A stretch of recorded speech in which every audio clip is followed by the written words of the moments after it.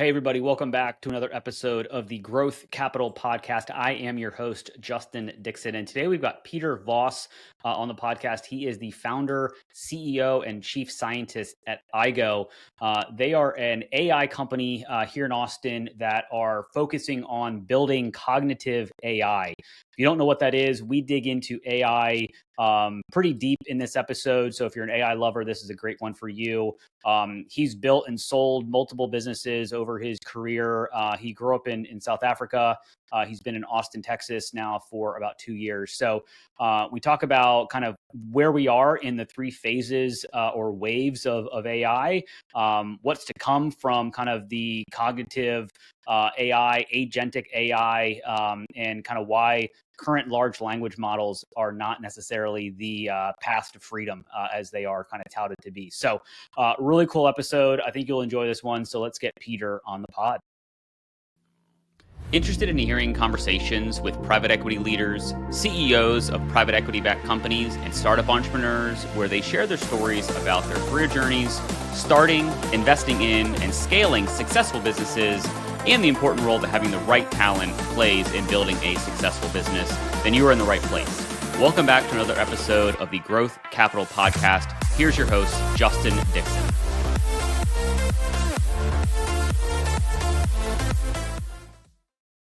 All right, Peter, welcome to the podcast. Thank you for being a guest. Yeah, thanks for having me. Yeah, well, let's launch into this because I'm excited to kind of talk all things AI, but maybe give everybody that's listening and watching a little bit of an overview of who you are, where you are, and what you're up to right now. Yeah, sure. I actually started out as an electronics engineer, started my own electronics company. Then I fell in love with software and my company turned into a software company. That ended up being quite successful. We grew from the garage to 400 people and did an IPO. So that was pretty amazing. But it's when I exited that company, it really struck me what next, what big project do I want to tackle? And what occurred to me is that software is inherently really not very smart. Software doesn't have common sense, it can't learn. So how can we build software that can actually think and learn and reason the way humans do, software that has common sense? And of course, that is what ultimately AI is about, or that was the original dream of AI, to build thinking machines. So I am embarked on a 5-year journey to study intelligence, to basically really deeply understand what is special about human intelligence, studying theory of knowledge, epistemology, what is free will, what is consciousness, how do we learn anything, and how does our intelligence differ from animals? What do IQ tests measure, and how do children learn, and all of that? So the culmination of that, I came up with a design for an AI that can think and learn and reason like a human, on paper.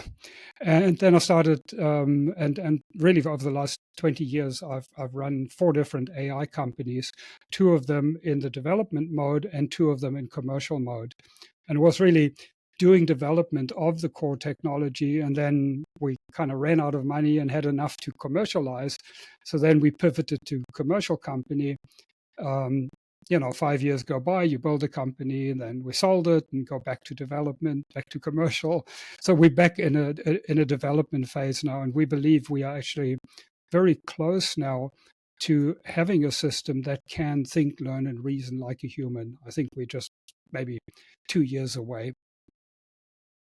So there's a lot to unpack there. I guess to go back, you mentioned you started a business 20 years ago, or a company you founded, and then from a garage and grew to 400 people, and then IPO'd. What was the name of that company, and what was the focus of that business?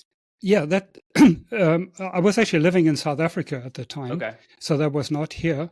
The company actually, strangely enough, was called Ohio Group Limited, but it's kind of an accident that we ended up with that name. We didn't actually have any particular connection to America or Ohio at that time. We just the company started having an agency for a computer called an Ohio Scientific. and the name stuck. We started building reputation, and then okay, we'll stick with the name. And this is a software company, well, actually a systems company. We supplied complete solutions, hardware and software, to small to medium-sized businesses. And the software that I developed, or we developed, is basically an ERP system. A very comprehensive software system for, as I say, small to medium-sized companies to manage their business, inventory control, payroll, accounting, production planning, even, and so on. And yeah, that was the company, and that was listed on the Johannesburg Stock Exchange. Got it. And then so I'm assuming that kind of helped to fund a lot of these developmental projects that you have been working on over the last 20 Correct. years. Yeah, that allowed me to take off the 5 years and really study, and then get the initial AI company, hired 10 people. And for 5 years, we actually started turning my ideas into actual prototypes and into, like a framework. And then at the end of that 5 year period, we, on the one hand, didn't have enough money to kind of continue the core development. But on the other hand, we had enough technology to actually commercialize something. So the company then pivoted into commercial era, automating call center. Got it. Quite successfully, and that company grew to about 80 people or so. But I ended up with investors that really had no interest in the AI part of it. They just wanted to grow revenue and profitability, and eventually sell the company. So we decided to sell the company so that I could get back to working on AI. And in fact, the type of AI that I'm working on to build thinking machines is what is called artificial general intelligence, or AGI, which I'm sure a lot of people have now heard about over the last few years, with Sam Altman and various people bragging about that, they're about to get AGI. So AGI is really, instead of narrow AI, instead of having an AI that can just do one particular thing, like play chess or do Jeopardy, or do protein folding or whatever, which has been really what almost all of the work in AI over the last 60 years has been narrow AI, where you actually take human intelligence and computer software to solve a particular problem. It's not that the software itself is smart enough how to figure things out. It's really the human intelligence writing a program, whereas AGI is about building a machine that can learn by itself, to play chess, or to do customer support, or to do programming, or to do administration, or whatever, like a human, like we can teach ourselves to do many different tasks. And that's really what AGI ultimately is. And so before we jump headfirst into AI and where we are in the life cycle and what it is and all that fun stuff, you're working on a new company, Aigo, right now. Can you kind of share a little bit about what that is, or is that kind of your developmental kind of brainchild that kind of help as you're looking at this AGI, and you call it cognitive AI on the website? Right. So Aigo actually did start out as a commercial company, and we ran for about 5 years as a commercial company. And we actually ran it commercially until just about a year ago, when we decided to put our commercial business on hold, because we really, really want to work on getting to AGI. And, the commercial company might be worth a few $100 million, but AGI is multi-trillion dollars. But Yeah, right. more importantly for me is the benefit that AGI can provide to humanity, and we can certainly talk about that. So it seemed just like a distraction to be running a commercial business, which is a full-time job, to get a commercial company to be successful and to grow. So Aigo started out commercially, but for the last year we've basically gone back. We essentially in kind of stealth mode. I mean, we're not total stealth, because people kind of know what we're doing, but not specifically what we're doing. And I guess so I'm always curious about people's origin stories. Like, How did you kind of get into being an entrepreneur? Because it sounds like you kind of have been doing entrepreneurial ventures for decades in South Africa and obviously here in the States now. Yeah. Like, were you always an entrepreneur? Like from birth, you were like, hey, I wanted to start a business, Mm. or like, how did you kind of get that bug to kind of start a business? Um, yeah, I'm one of these strange animals that I actually very much enjoy doing the business side of things and running a business, but I'm also knee deep in the technology. So I'm chief scientist and CEO, and I've Mm, always had those dual roles. But how I got into it, sometimes people ask me sort of what are some of the big regrets I have in life, and the thing that comes to mind is I'm sorry that I only started my first company when I was 25. I should have started it when I was 15. yeah, So, I was, yeah, I only started my first company at 25. Um, but, I've always had an interest in electronics. That's how I got into it. And then, as I say, working with electronics and starting to program chips, fell in love with software. And then my focus really shifted from electronics to software development. got it. All right, well let's dig into AI. Most of us, and myself included, think AI was started really kind of 2-3 years ago when we got Mhm. access to ChatGPT, right? And Right. that's obviously not the case. So, like, maybe like, what is AI at its like simplest kind of core? Like, and how long has AI been utilized in commercial settings? And then I would love to kind of dig into kind of more current state stuff. Yeah, sure. Actually, the term AI was coined exactly 70 years ago. So, that's when people first sort of came up with that concept of having machines that have intelligence. And the original idea was really to build thinking machines. The idea Mm, was to build machines that can think and learn and reason like humans. And in fact, the people who coined the term originally, John McCarthy and a few others, thought that they could crack this problem in like a few years. 70 years ago. Now, they were obviously super optimistic. Well, computers can do all this logic stuff very well, so surely we can get to human level intelligence yeah. soon. Now, of course, it turned out to be much, much, much harder to build machines that can think and reason. And so, what happened?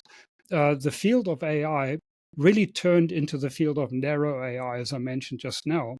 Is instead of trying to build thinking machines, what people did is they picked one particular thing that requires human intelligence, whether that's container optimization or medical diagnosis or playing chess or whatever. And they pick this one problem and then using human intelligence, write a program that can solve that particular thing. But IBM's Deep Blue which was the world chess champion in I think the late 90s or 2000, around about 2000. Um, it could beat the world champion in chess, but it couldn't even play checkers. Mm, That's it really didn't have general intelligence at all. So actually, after I finished my 5 years of research and I was ready to start implementing things, I got together with a few other people who also felt that the time was ripe for us to go back to the original dream of AI, to build thinking machines that have general intelligence. And we decided to write a book on the topic. And three of us got together to come up with a title for the book. And we decided on artificial general intelligence, or AGI, in 2002. And we didn't know that the term would actually eventually take hmm, off. But yeah, that was in 2002. Three of us coined the term, and that was really the start of building or focusing on AGI. But a very, very small group of people, the mainstream in AI, were still pursuing narrow AI. And yeah. in a sense, as broad as ChatGPT is and or large language models are, they are still actually quite narrow because they cannot teach themselves new things. And they are particularly tuned and fine-tuned, to kind of have a conversation with you or generate pictures or whatever. So we're still kind of in the era of narrow AI in some important sense. Now, there's actually an interesting model that DARPA came up with, and they call it the three waves of AI. And what they mean by the three waves of AI, the first wave is what they call good old-fashioned AI. Mm. Now, what that is, those are systems that are really based on logic, that have kind of a logic flow, a flow chart. So that would include expert systems. You asked when did AI become commercial? Probably the first commercial uses of AI were probably around the 70s when Okay. when people started building expert systems, 70s, 80s. And there was actually quite a lot of excitement at that time. A lot of money went in, and then was a big disappointment. They call it the winter of AI, where you basically couldn't get funding again because it just didn't live up to expectations. So that was the first wave of AI, which is logic-based systems, and IBM's chess playing computer would also fit into that realm. Now, Okay. the second wave is the wave we are riding right now. And that is all about big data statistical systems. The large language models, deep learning, machine learning, generative AI, they all fit into this bucket of statistical neural networks, which are very different from the first wave, the pure logic based systems. And so and that hit us like a tsunami, that wave, basically, when people figured out how they could, just by throwing more training data at it and more compute resources at a problem, could get spectacular results. It would just get better and better. And that sort of really had a breakthrough about 12 years ago, initially with deep learning, where image recognition became very good, which kind of opened up possibilities for autonomous vehicles. I mean, we're still not quite there, but it started to make this feasible, by having good vision or object categorization through vision. So that's about 12, 13 years ago. And then more recently, there was a breakthrough of what's called transformers, which was a particular mechanism to more accurately predict sequences of words, which is what large language models are based on. And so that sort of really had the breakthrough, as we know, with ChatGPT about 3-4 years ago. But this is all still very much big data, a lot of number crunching. To give you an idea on how much data actually goes into it, the current models that are being used in ChatGPT and similar systems are trained with 30 trillion pieces of information. I mean, it's a mind-boggling number. They basically take all the books they can find, everything that's on the internet, all the good, bad, and ugly. I mean, they use Twitter if they can get their hands on it, or whatever, Yeah. whatever email and stuff they can find. 30 trillion pieces of information are basically the number crunched for hundreds of millions of dollars worth of compute to build these models. And the models don't know what's good, what's bad, what's ugly in there, and this is part of the problem that you have with them. But if you compare that to a human, a child can learn language and reasoning with a few million words. Not 30 trillion. Right. And a child can do that with 20 watts of brain power, not 20 gigawatts of nuclear power stations. So there's something. It's a very, very brute force approach that these large language models use, and they've achieved some spectacular results and spectacular successes, but they're also kind of absurdly expensive. It's really a brute force approach. So that's the second wave that we really are in now. What DARPA called the third wave are systems truly that can learn like a human, that can learn incrementally and adapt, that are adaptive. So that don't need 30 trillion pieces of information, that can learn, sort of one sentence at a time, as it were, and are much closer to what I've described as a human, 20 watts and a few million words to get to language competence and reasoning. And that is cognitive AI. So it's really based on how cognition works, whereas large language models, statistical systems, don't care about what intelligence is or how cognition works or whatever. It's just, hey, if we can have more training data, more compute, we get a more competent system. Now, with ChatGPT 5 just released, we've sort of now really have an inflection point where it's become much, much more obvious that you can't continue scaling. That, they have systems that are trained with 10 times more data or computational power, but they're nowhere near 10 times smarter. So they are now diminishing returns, and Gary Marcus calls that hitting the wall. It's really diminishing returns. So they've had their run, large language models, but it's becoming clear that they're not going to get us to the kind of intelligence that we really want. And so we're in this kind of second wave, and thank you for that rundown, because that is very helpful to kind of see, how long AI has been kind of used and even kind of thought about, and B, kind of where we are now.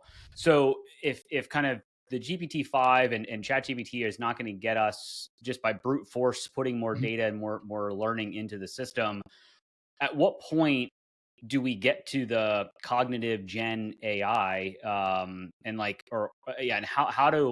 how do we get there? Like, is it more data? Is it more compute? Or like, do we have to have a breakthrough that we don't even know about to get to that next phase? Yeah, we're really in an interesting position now. VCs have put literally hundreds of billions of dollars into generative AI and large language models, and they're committed to building ever bigger data centers, and they sort of started that ball rolling. So it's very difficult for them to actually acknowledge that this is a road to nowhere. And as far as ultimately the kind of intelligence we want. And I'd like to quote the chief scientist of Meta, of Facebook, Jan LeCun. Well, in fact, he's just been sidelined. I think he's no longer the chief AI scientist. But, he was for last 10 years or something, Jan LeCun. And he says, and I quote, "Large language models are an off-ramp to AGI, a distraction, a dead end." And in fact, he's telling his students not to study Gen AI or large language models. He says that's not the future. And I totally agree with that. But the problem is there is so much momentum, there's so much vested money that it's very difficult for people to kind of say, well, we're on the wrong track. They're still hoping that somehow this will work itself out. So while it's becoming clearer that large language models are not going to get us to the kind of intelligence that we ultimately want, what is not generally accepted at all or clear is what the alternative is. Now, to me, it's very clear. It's cognitive AI. It's going back to first principles and saying, you start with understanding intelligence. What makes human intelligence so special? To really deeply understand that, and then to build systems that meet these requirements of intelligence. But that's a first principles approach, and it requires people to really be comfortable with epistemology and psychology, cognitive psychology, and so on. And the current experts in the field, it's completely foreign language to them. They can only think in terms of statistics, mathematics, logic, and so on. So when you say when will we get to cognitive AI or to the kind of intelligence that we ultimately want, it really depends on how quickly people realize what a good alternative is, that the third wave, that cognitive AI, is the way to go. At the moment, we're not getting any love at all. There's basically no money, no VC funds flowing into cognitive AI. Very, very few people are working on it. And because statistical AI sucked all of the oxygen out of the air. Yeah. And I want to quickly share a particular story from our company. We had a brilliant intern work for us who loved our cognitive AI approach.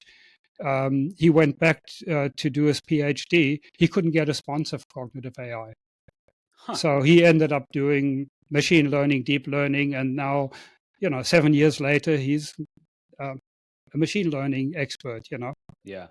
So it's really how quickly that area gets funded. And it's not that it requires huge amounts of money, because the beauty of a cognitive AI is it doesn't need 30 trillion pieces of information. It can learn with just a few million words. So it requires much, much less computing power, and it has many other benefits as well. Because you need so much less training data, you can concentrate on the quality of the data instead of quantity.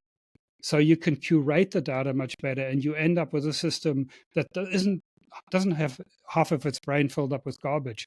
Yeah. And so, you need much less computing power. You have a much better control over the quality of the data, and it can run on a local machine. It can run on a normal computer. It doesn't need massive computers to do that. But that knowledge hasn't really sort of filtered through to the VC community. Does I guess to go down a little bit of a rabbit hole with like Mm. the kind of third wave here, like do you think, based on your research and everything that you've looked into, is that something that we can, if we build this machine that can then think for itself and learn and not really need trillions of pieces of input Mhm. into the system, is that something that we as humans, that maybe this thing gets smarter than we are, can we control it, or are we in like a Mm. Terminator, Skynet, Mm. kind of future that we're kind of just driving ourselves Right. into? Yeah, of course, that's a really crucial question. Is AI going to be beneficial, or is it, some people claim, going to kill us all? Now, I come down very strongly on the side of that it's going to be extremely beneficial to humanity, that it's going to help us flourish, and I can certainly expand on how and why. But the problem is the sort of the other side, people claiming that AI is going to be dangerous for us, unfortunately have had a lot of money. They've had a lot of money. Have over $1 billion of funding to fund various organizations that basically live for trying to scare us and saying, hey, if you give us money, we'll try and prevent it, in some way. But when you actually look at their arguments that they have, they're actually very, very weak of why AI would be dangerous for us. One of the arguments they use um, is that the system can't be aligned, that it cannot understand what we really want or what's good for humans. That's called the alignment problem. And well, that's one part of it. But the argument is actually extremely weak, because on the one hand, they are positing that there's a system that is so smart that it can outfox any defense we throw at it. Hmm. It can basically, we cannot stop it Yeah. because it's so smart. But on the other hand, it's so stupid that it can't understand what humans really want, that it can't ask. So that's one of the arguments that's really quite pathetic. And, yet very famous people, Elon Musk has fallen into this trap and believing that and so on. The other part of the alignment problem is that they believe AIs are going to have motivation like humans, that they will just become power hungry and want to dominate everything.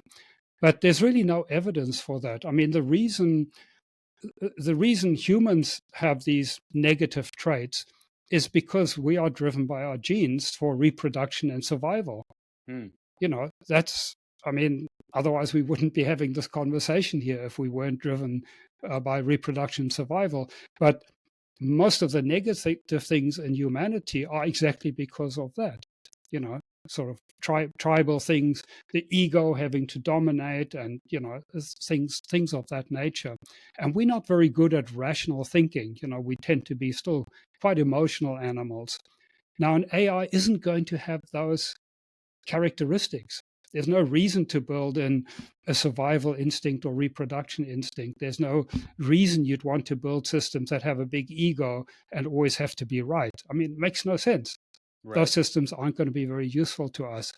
But unfortunately, these nonprofits that have sprung up to try and scare us of the risks of AI, they don't actually build any AGI or systems. So they're quite disconnected, sort of ivory towerish, from the reality of what kind of systems you actually build. Now, of course, there are some risks, but a lot of the risks that we are seeing right now with AIs are because they're not smart enough.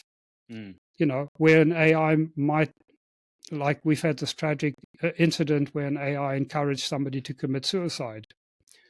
Now, they're doing that because they're not smart enough to understand the situation. That clearly they shouldn't be encouraging the person to do it. So once we have cognitive AI that can have a much better understanding of human psychology and what is appropriate in a different situation, those sort of things are going away. They're not going to have hallucinations and just say completely stupid things. So I guess I'm curious a little bit about I guess on that, just kind of staying in that vein, like, if there are people that think it could become this negative thing, I would imagine there are, dangerous people in the world that if they got a weapon as powerful as a, cognitive AI tool, could use it for not great things, right? So I guess but I guess to your point about it being so smart that we can't protect ourselves, like, is that kind of a, not a great argument to kind of say, like, well, what if we have a really smart bad person that wants to use it for bad things? Right. And of course we can have that, but I think that's another one of the mistakes that a lot of people make, that they think of there will be one big AI. If China gets it, they'll have this colossal AI that can do bad things to us. But what we're finding with ChatGPT 5 and large language models is you cannot actually, there's a certain optimum size of AI for effectiveness. And the future with cognitive AI is that you'll have millions, billions of AIs, not the sort of, one massive AI. So, which means as long as you have a lot more good guys and bad guys, you obviously have AIs that are, also defenses for it. There's actually a second argument, actually two other arguments I want to just highlight here. One of them is a little bit of a kind of a negative view on it, but I think a realistic one, and that is the point that maybe we need AGI to save us from ourselves. That we need more intelligence. I mean, if you just look around the world now, I mean, especially what's happening now, we are doing some, humanity is doing some really, really stupid things. Maybe we need, more people to have a personal AI that can talk sense to them, like a little angel on your shoulder and sort of say, is this really the person you want to support or the idea you want to support, and who are the good guys, who are the bad guys, to help people think that through, and what is going to be beneficial for yourself in the long run. Aren't you shooting yourself in the foot by maybe supporting a policy that's destructive? And that brings me to sort of the other point I want to make that is quite controversial, but I'm happy to defend it, but it just takes some time, is that I truly believe that improved intelligence or increased intelligence improves morality. It makes people better. So if we have AI to advise us, and I'll just very quickly go through kind of three different areas in which that's true. First of all, many of the things we do that we regret, and you can say are bad, we do emotionally. We might make an investment. We might break off a relationship. We, start a fight with somebody as an emotional reaction. And AI can help us highlight this and say, "Whoa, just sleep on it. Don't do that. Right now." So it can help us in that way by not having that emotional impulse. And it by itself will not have those emotional impulses. The second thing is we tend to make decisions with limited information.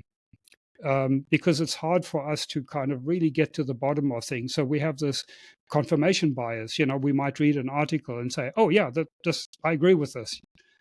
Whereas an AI will be much better at objectively looking at both sides of the story and really giving us effects and say, "Oh yeah, the thing that resonates with you actually isn't true," or you've got to listen to the counterpoint. So basically being able to gather good information, objective information. And the third area is we are not very good at logical thinking. That's an evolutionary afterthought. And an AI, again, will be very good at thinking through the consequences. So I say, well, yes, you can do this now, but is this likely to give you the results that you ultimately want? Is this likely to give you the outcome that you want? So there's so many ways in which a rational AI can help us basically make better decisions and therefore live better lives. So there's a couple things I wanted to kind of tease out from that. So I guess going back to where we are now in the current stage of AI and this kind of wave two of Mhm. LLMs and things like that. What are some really interesting use cases that we should be thinking about it, whether you're an entrepreneur, you're somebody that works in a W-2 job, you're a new grad, you're 80 years old, whatever. Like, what are some ways that we should be leveraging it now that maybe we're not, and obviously not just to write a better email or anything like that. Like, what are some really good things that we can use it for now so that we are prepared for, or somewhat prepared for the third wave of kind of cognitive AI? Yes, absolutely. I mean, these tools are amazing as long as you have a human in the loop who actually can think about it. Yeah. But for doing research, in fact, two people I know just recently wrote books, and they say it's cut down the time of writing a book from 2 years to like 4 months or something, and with a lot more footnotes and a lot better researched and so on, where they keep feeding their drafts back into a large language model and get different summaries, have it critique it, and so on, like an editor, basically. And but you need to know how to use the tools. What is the right tool? One of the problems is they tend to deteriorate if you use the same tool and you keep feeding it more and more information. At a certain point, they kind of just break down and go nuts. And then you basically have to just say, okay, shut that down and start again from scratch. Yeah. And be aware of hallucinations and so on. So basically, for research, I mean, if I'm trying to learn something about a topic, that really has become a lot simpler than just doing Google search before, or trying to read books, because you can ask for a summary of a particular topic, but then also follow up specific questions. You have things you don't understand, can you explain this more, and so on. Really useful for that kind of education, brainstorming, summarization, and so on. A lot of people use them for coding. I think it depends what kind of coding you do. In the work that we're doing, I've found it not particularly useful, because 2/3 of the time it'll give you the right answer, but 1/3 of the time it'll give you the wrong answer, and you end up spending more, because you don't know that it's the wrong answer. You'll then spend more time trying to debug the thing. And the problem is the code that these coding systems create is really not scrutable to humans. So if it works, it's okay. If the system can fix it by itself, it's okay. But if you have to try and then go in and figure out what's wrong, you basically pretty much can't do that because of the way the code is written. It's not architected properly. So as I say, there are applications where code generation is useful, but there are also a lot of applications where there aren't. And then these agentic AIs, where you build agents, for example, in enterprise to do workflow optimization, they tend to require a lot of engineering to get them right, to get rid of hallucinations, to set up external databases, interface to deal with security issues, and so on. So it takes a lot of effort. So typically only for large companies that have high volume is this justified. And also, if anything changes in your company, you get new products, or you have new business rules, or you buy another company, or shut down a division, or whatever, you have to go back again and re-engineer the system. Or if your vendor upgrades the system, you're going from ChatGPT 4 to 5 or whoever you're using, it tends to kind of invalidate your system. So there's a huge amount of maintenance, expensive and difficult maintenance that needs to be done to set up these systems to work in enterprise. So, knowing when to use it, when not to use it is really important. But clearly the tools can be very, very useful. Yeah. So I'm in the world of recruiting, so that's kind of my background. And a lot of people keep asking me, what should we be telling the younger generation that are in high school, college right now?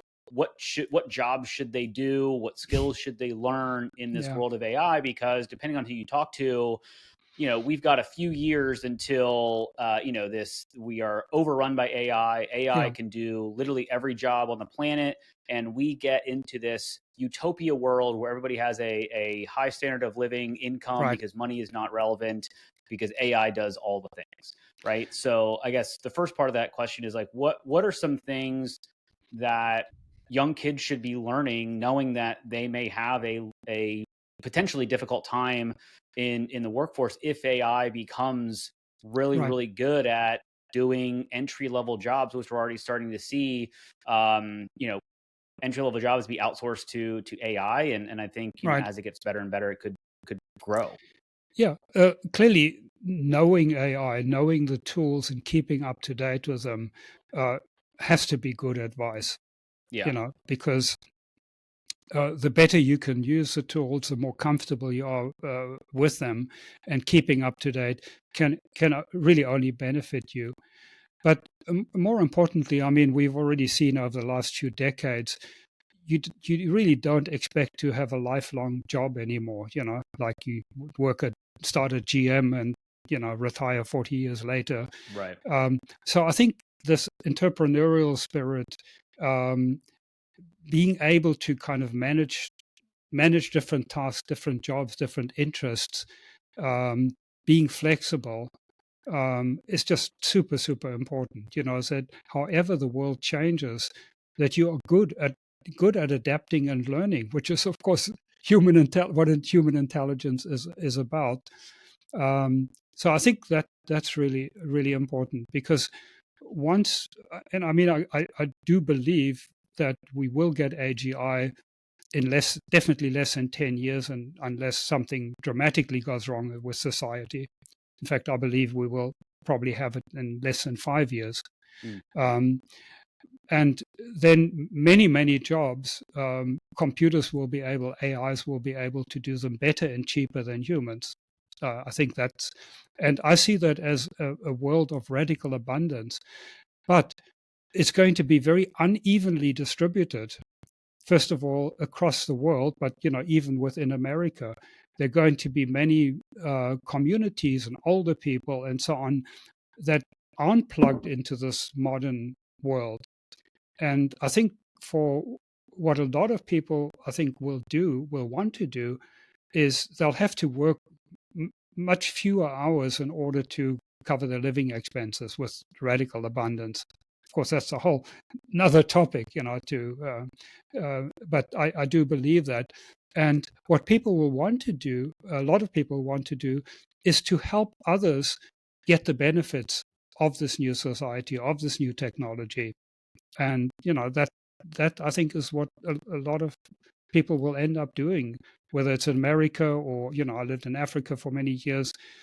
The amount of human interaction, the interface that's needed to introduce this technology and the benefits of that technology to the rest of the world, I think is going to be very satisfying, but also very necessary. Yeah. Yeah, it's interesting. I talked to a gentleman at a conference who was like a PhD in machine learning and AI, and we were talking about, this 10-year time horizon into this utopian universe Mm, where everybody, mm, you know, doesn't have to work because AI does everything. I said, well, what happens between now and then? Right. I feel like there's going to be a lot of pain. There's going to be a lot of people losing jobs because AI is being able to do them, but there's not enough jobs to give them. There's that like buffer period between then and now where, like you said, it's going to be kind of distributed, unevenly across mm. the ages and across the people that are, deep in this technology and not. I guess how do you think about that as as something that's very pioneering, this evolution to this utopian future, knowing that there's going to be some people left behind and caught in the wake, just like every revolution that we've gone through, industrial revolution, technology revolution, et cetera, et cetera. Yes. Um, so I think it is important who who drives this technology as well. Unfortunately, right now the large companies are all just trying to outdo each other in terms of revenue, and you are the product, and they really just pay lip service to the benefit of society. And what I see the benefits of cognitive AI, because it can run on a small computer, it can run on I think it can probably run uh, on a smartphone now, or certainly in in a few years it'll be able to run a smartphone, will allow us to give everyone an AGI that Mm, basically every person will have it, who can help them with that transition, help them think things through and find out how they can best benefit from this and how they can cope psychologically and financially. I think there is going to be also significant, as soon as we see unemployment rising and we do see this sort of imbalance, there's going to be tremendous pressure to have something like an AI tax on, you know, universal income. I mean, I don't like that idea that much because there are problems with it as well. But we can ask our AIs to come up with yeah, better. right. What's the solution that you're ruining all these people's jobs or taking all these people's jobs? What would you do? And ask it Yeah, to solve that problem. yeah. So, I mean, I turn it on its head, because you ask almost any person, would you like to win the lottery? Mhm. And of course, most people, unless they're already millionaires or they're just trying to be difficult, will say, yes, I'd love to win the lottery. And to me, AGI is like everybody winning the lottery, that you Mm, don't have to work anymore. So, what would you do with your life? Now, some people will just spend a lot more time with their families, or yeah. pursue something. A lot of people, as I say, will want to help others to get the benefits of the technology. So, that's really the answer, that as this abundance is created, yes, we do need to be smart about helping people through it, and um, clearly it's going to be disruptive. There's no question about it. Yeah. But then, without that, what kind of future are we heading to right now without AI? Yeah. Yeah. I That's mean, kind of yeah. the counter argument. Maybe we need AGI to help save us from ourselves. Yeah. No, I totally, there's a lot of hopefully there's a lot smarter people working on it than myself, that can help drive this in the right direction. I guess you hear about like AI and all the AI kind of hype right now from the large language model companies and investors. Mhm, You kind of talked about this earlier, but I want to just kind of circle back to it, where they're talking about companies are cutting headcount because they're leveraging AI. Obviously ChatGPT 4 was supposed to be, that exponential leap, or mhm. sorry, ChatGPT Five, 5 was that five. exponential leap, that we saw from 3 to 4. That obviously didn't happen. It took a lot longer even to get ChatGPT 5 out and all of that. So I guess, is there, because you talked about this kind of being an exit to nowhere, this kind of large Mhm. language kind of model scenario, do we see the current AI that we have, the ChatGPT 5s of the world? is that kind of the peak of what we're going to get out of that evolution until we get the money to flow from the large language model into the kind of cognitive AI sphere? Yes. Yes, I believe that absolutely, and I think we're hearing that from a lot of different sources. Even Sam Altman, has we're no longer talking AGI, and it's going to be a lot less, and so there are going to be more jobs that can be replaced by this careful engineering, workflow optimization, and so on. But then also a lot of the headlines where companies are laying off thousands of people. Uh, it's often a good excuse to also say, like Salesforce, for example, they are selling AI systems with Hmm. all the services. So for them to say, oh, we could lay off so many thousands of people, but companies do this right sizing every other year Yeah. anyway. You know, we're not really seeing this in the unemployment numbers in any significant way. So I don't see the current technology having a very significant impact on employment. I know we talked a little bit about kind of agents, and you kind of shed some light on some things that I hadn't really thought about around the maintenance and the updating and all of that fun stuff. Do you think that the kind of workforce of the near future will be, if I think about like an HR person, right, or a manager having, human employees on their org chart and then agents, on their org chart where they have to then manage the agent, or manage somebody that manages the agents and things like that. Do you see that as a potential realistic No, future in certain jobs? no, no. Not in any significant number. It will be your IT department basically that it's going to be computer technology that needs to be managed by IT Hmm. to do these workflows, because your HR manager simply isn't going to have the technical knowledge to make sure that these agents can that you could kind of train them or reconfigure them if they need to do something different. They kind of need to go back to the factory, as it were.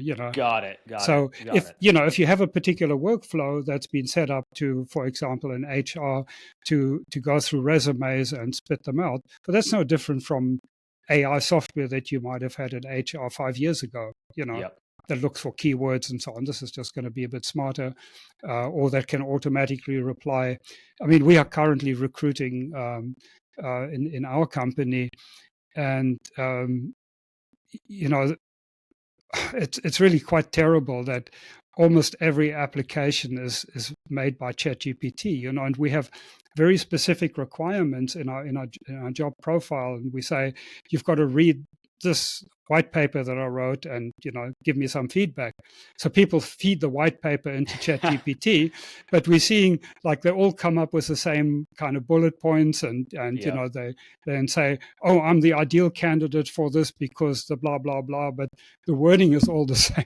you know so Yeah. we can we're kind of learning now how to say, oh, okay, fine, now this is too good to be true. you know Yeah. so Uh, ChatGPT, forget about that I've been one. in the recruiting world for over 18 years now, Mhm. and every year, something technology was going to take the recruiter's job. Mhm. And even now with all the AI, you can hire an AI bot to apply to a job for you, right? Yeah. A lot of the clients that I work with are startups and small businesses, and they're coming to me more now, because they're like, we're getting, instead of getting 100 applicants, they're getting 1,000, and 99% of them are fake or junk or Right. whatever.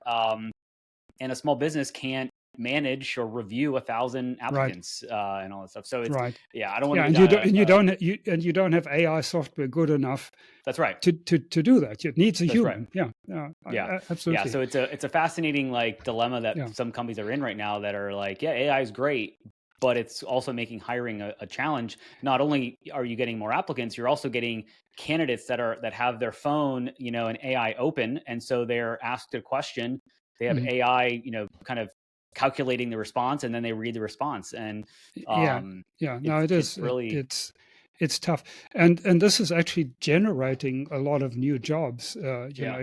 Exactly to deal with essentially the problems or the garbage that's created by large language models as well. Yeah. Um, So we've been diving down AI obviously for the last 50 minutes or so. I guess as we kind of round out the conversation, Aigo is in this kind of, call it stealthish mode at the moment, very kind of research focused.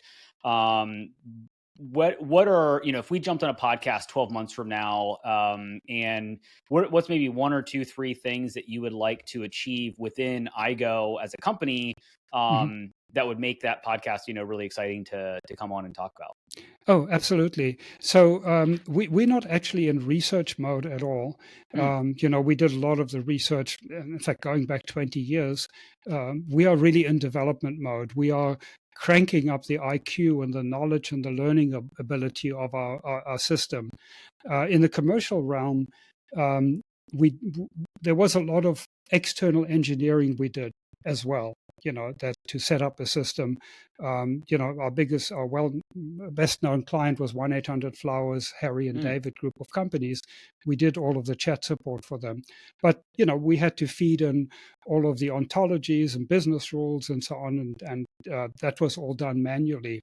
Whereas if you or I wanted to do customer support at 1-800-Flowers, we'd go into their call center, read the manuals, listen to some calls, ask some questions, and then we would be able to do it. Yeah. So that's the idea of AGI, that it literally can learn as quickly or quicker than a human to do a job. So what we are doing now is we are improving the self-learning ability of the system to be able to teach itself, basically. And the way we're doing that is we're actually doing it like from a child, to learn the fundamentals of language and reasoning from a 3-year-old, 4-year-old, 5-year-old, 6-year-old. So we are building the curriculum to teach our system like a child. And we're currently roughly at the 5-year-old level that we're working at. So a year from now, we are currently looking for a Series A to expand our team. Our team is only 12 people, and we really need another 40 people to fill all the gaps that we have in terms of development that we're doing. So ideally, a year from now, I'd be talking, yes, we got our Series A, we hired another 40 people. We are now at 7-year-old level, and within a few months, we're going to be at 10-year-old level, and then you're pretty much done. Yeah. Because a smart 10-year-old that isn't coping with hormones, or will be able distracted to by their smartphone. we'll be able to basically do call center work, or very quickly teach itself to do programming or accounting or management or whatever. So our aim is within the next we believe it'll take 2 years for us to get to this 10-12-year-old, and then basically we're done. I mean, then the rest is just minor improvements, basically, because all the problems of cognition you pretty much have to solve by 10-12-year-old, theory of mind and rational thinking and so on. And then I guess theoretically you could teach somebody to a certain level, or teach the AI to a certain level. And then would that then kind of like, okay, if we want to hire a call center representative, they need this base level of knowledge that they can then teach themselves this job. But if we want to hire a professor or a software engineer or a salesperson, they need to have a different level of learning. Like, or is it just like, once it hits a certain level, it's just going to be able to learn anything? No, I think that's exactly right. So our sort of standard product will be, say, a college graduate with a broad range of general knowledge and very good thinking and learning ability. But then you will have specialists in biochemistry and software engineering and whatever, accounting, that will already then be specialized in that area, and you can take then those sort of almost call them templates almost, Yeah. and they can then be put into a particular company and learn the specifics of that company, or that domain that they're in very quickly, Hmm. by themselves. So yes, there'll be basically different layers, but the standard product will basically be the starting point will be a smart college graduate. Got it. So you're building an AI college, and you'll be pumping out these AI college students, and then they'll go off into the world and learn new things and help Well, companies the essentially. beauty with AI is you only have to build one, Right, because then it teaches and then you itself. And can make a billion copies of it. yeah. That's and then we'll work with different partners, uh, who will who will then, who already have expertise in a particular area, whatever it might be, uh, whether it's real estate or programming or accounting or whatever, um, who can then basically give them that additional curriculum, Hmm. uh, to become specialists in that field, but very much for the benefit of humanity. We like the kind of aligned Series A investor we're looking for is somebody who also believes that pretty much everyone in the world should be able to have a basic AGI that is their own, what we call a personal assistant. And Mm, the reason I double up on the word personal is the first personal is you own it. It serves your agenda, not some mega corporations, not got it. Aigo. It really truly is yours and serves your agenda. And the second personal is it's hyper personalized to you. You share with it whatever history, goals, dreams, and things you have, however much you want to, and also whom you want to share what information with. So it really Right. becomes more like an exocortex, like an extension of your own brain. But you control it, you own it, and we believe that is will be highly beneficial to humanity because it will help people also cope with the changes Yeah. that are coming, because you'll have that extra helper, that little angel on your shoulder. Yeah. I guess not to counter that or whatever. Do you see that as a potential kind of crutch where people just won't engage with humans anymore? They've got this personal assistant that's can learn anything. You can tell it anything. It'll act, and respond like a human. And so why do I need to go out into the world where I've got, and I'm sure you'll be able to create a face and an Mhm. online persona and all of that fun stuff. Like, will that potentially create a more kind of closed off society? Yeah.